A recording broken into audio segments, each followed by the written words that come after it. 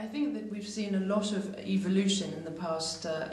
years. That the peace versus justice debate really has moved to a peace and justice debate, and I think this is extremely positive.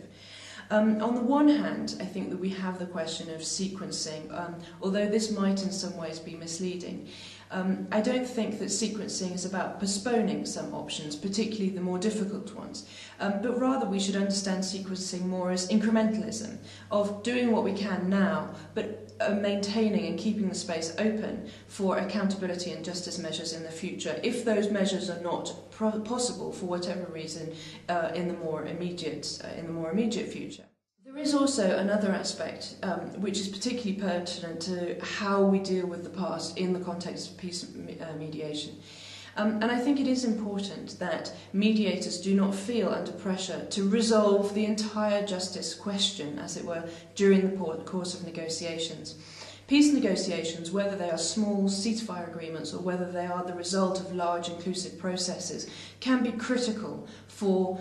dealing with the past, for accountability and for preventing recurrence of human rights violations, either because they protect the space for these things to happen in the future, or because they close down the possibility for accountability and they instill impunity across the new order. But that is not to say that a mediator or a peace process should feel under pressure to create all of these mechanisms at the table, but rather to set in train the process, which after all in many ways should be the process of establishing transitional justice mechanisms, particularly, for example, truth commissions or reparations programs, should take into account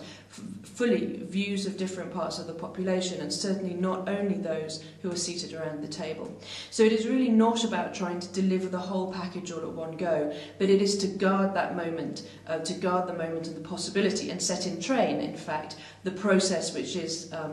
transitional justice. As the name dealing with the past suggests, this is not something which is over and done with as one event. It is a process, and this a peace process can be a very critical way of either starting that process or preventing it from happening.